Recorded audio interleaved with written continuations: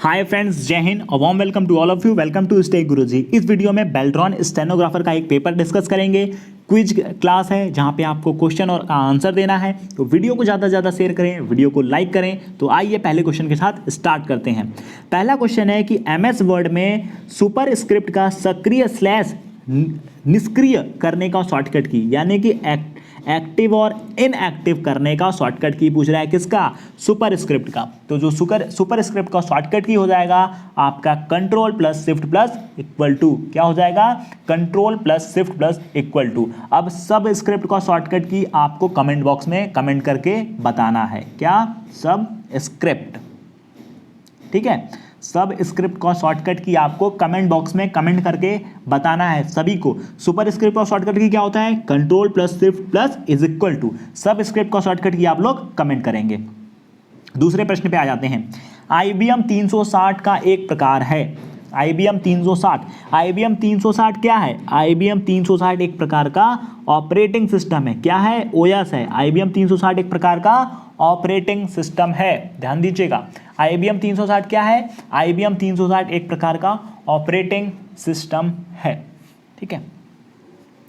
प्रश्न number 3, mail merger के संबंध में क्या हम ईमेल संदेश के विषय बॉक्स यानी कि सब्जेक्ट बॉक्स में मर्ज फील्ड का उपयोग कर सकते हैं? प्रश्न नंबर 3 का उत्तर दीजिए। तो प्रश्न नंबर 3 का जो आपका उत्तर हो जाएगा, हाँ, हम ईमेल संदेश के विषय बॉक्स में केवल पाठ टाइप कर सकते हैं। फिर से मैं क्वेश्चन को रिपीट करता हूं। मेल मर्ज के संबंध में क्या हम ईमेल संदेश के विषय बॉक्स यानी कि सब्जेक्ट बॉक्स में मर्ज फील्ड का उपयोग कर सकते हैं? तो इसका उत्तर है हाँ, हम ईमेल संदेश के विषय बॉक्स में केवल पाठ टाइप कर सकते हैं। प्रश्न नंबर 4, निम्नलिखित में से कौन सा MS एक्सेल का एक कक्ष पता यानी कि सेल एड्रेस नहीं है? इनमें से कौन सा MS एक्सेल का एक सही कक्ष पता सेल एड्रेस नहीं है? तो प्रश्न नंबर 4 का आपको उत्तर करना है कि कौन सा सही नहीं है। तो दूसरा जो ऑप्शन है यानी कि 4F, ये आपका सही नहीं है, यानी कि ये option number 2 is the correct one. अब बात आई है MS एक्सेल की, तो MS एक्सेल से रिलेटेड जानकारी सुनिए। सबसे पहले MS एक्सेल की बात करते हैं। MS एक्सेल एक स्प्रेडशीट एप्लीकेशन सॉफ्टवेयर होता है जिसका इस्तेमाल किया जाता है ऑर्गेनाइज, फॉर्मेट और डाटा को कैलकुलेट करने में। MS एक्सेल का जो फाइल एक्सटेंशन होता है .lxx, क्या होता है? .lx इसका फाइल एक्सटेंशन होता है। और बात किया जाए डिफ़ॉल्ट नेम की, तो MS एक्सेल का जो डिफ़ॉल्ट नेम होता है वो होता है बुक 1। ये क्वेश्चन आपके एग्जाम पॉइंट ऑफ व्यू से काफ़ी इंपॉर्टेंट है, ये तीनों प्रश्न। उसके बाद अब बात करते हैं MS वर्ड की, साथ साथ MS वर्ड को भी कवर कर लेते हैं। MS वर्ड क्या होता है? MS वर्ड एक वर्ड प्रोसेसर होता है जिसका इस्तेमाल किया जाता है documents, brochure, leaflets, outline, resumes और सिंपल वेब पेजेस को बनाने में। एक बार फिर से सुनिएगा MS वर्ड के बारे में। MS वर्ड एक वर्ड प्रोसेसर होता है।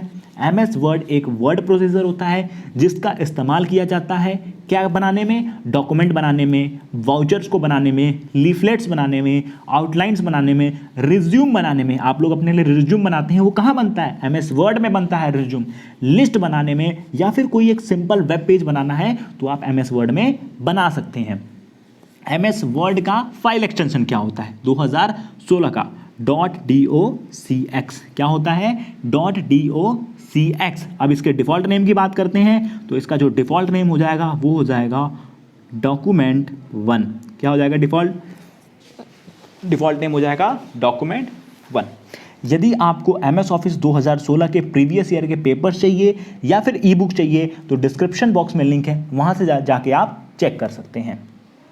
प्रश्न नंबर 5, MS वर्ड में चयनित पार्ट के फॉन्ट आकार को बढ़ाने का शॉर्टकट कमांड क्या है? प्रश्न नंबर 5 कहता है कि MS वर्ड में चयनित पार्ट के फॉन्ट आकार को बढ़ाने का शॉर्टकट की क्या है? तो इसके फॉन्ट आकार को बढ़ाने का जो शॉर्टकट की है कंट्रोल प्लस दिस, ये वाला सिंबल, ठीक है। मैं लिख भी देता हूँ, कंट्रोल प्लस दिस, ये सिंबल होता है, ठीक है। 5वें प्रश्न का उत्तर।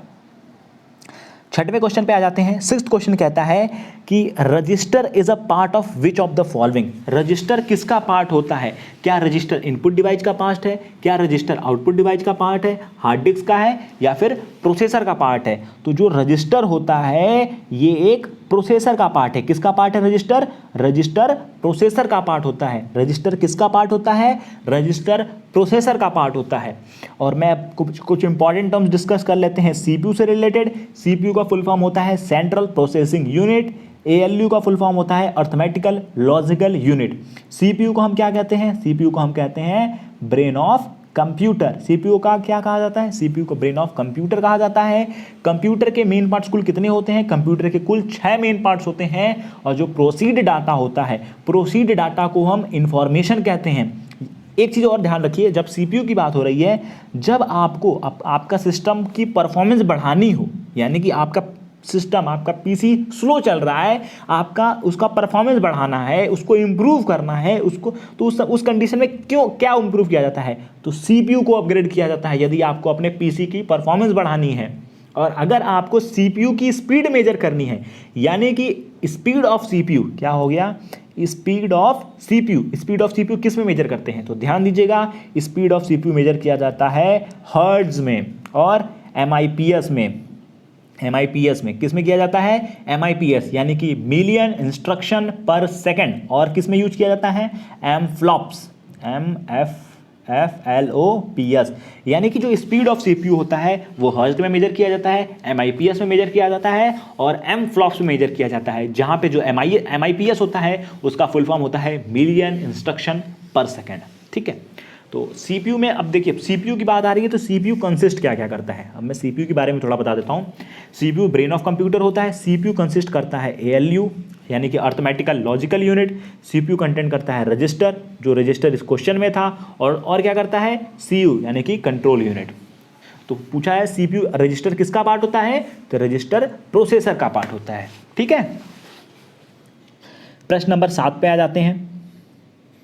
7वां प्रश्न क्या कह रहा है? To check if your computer is working slow due to process task which is using high amount of RAM, and for ending that task we need to go to। तो हमें कहाँ जाना पड़ेगा? तो 7वें प्रश्न का आंसर हो जाएगा टास्क मैनेजर। कहाँ जाना पड़ेगा? टास्क मैनेजर में। ठीक है, हमें टास्क मैनेजर में जाना पड़ेगा। 8वें प्रश्न पे आ जाते हैं। 8वां प्रश्न क्या कहता है कि MS एक्सेल के पृष्ठ लेआउट टैब में निम्नलिखित में से कौन सी वैध पृष्ठ आकार नहीं है? MS एक्सेल के पृष्ठ लेआउट टैब में निम्नलिखित में से कौन सा वैध पृष्ठ आकार नहीं है? तो 8वें प्रश्न का आपका आंसर हो जाएगा, वो हो जाएगा लैंडस्केप। क्या हो जाएगा? लैंडस्केप। आप सभी का आंसर सही है। वीडियो को ज़्यादा से ज़्यादा लाइक करें और अपने फ्रेंड के साथ व्हाट्सएप ग्रुप में ज़रूर शेयर करें।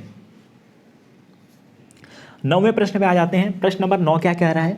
9वां प्रश्न कह रहा है कि 24 कक्षों में 4 पंक्तियां और 6 स्तंभ में छात्रों के अंकों का एक आव्यूह यानी कि मैट्रिक्स है। केवल 4 कक्षों यानी कि 4 पंक्ति और 1 स्तंभ का एक नया आव्यूह बनाने के लिए सभी पंक्तियों के सभी 6 स्तंभ को मिलाना, मर्ज करना है। इसके लिए एक्सेल में कौन सा कमांड यूज करेंगे? इसके लिए MS एक्सेल में कौन सा कमांड यूज करेंगे? तो MS एक्सेल की बात करते हैं। MS एक्सेल क्या होता है? MS एक्सेल एक स्प्रेडशीट एप्लीकेशन सॉफ्टवेयर होता है जिसका फाइल एक्सटेंशन होता है .xlx और जिसका डिफॉल्ट नेम होता है बुक 1। ये तो आपको याद हो गया होगा।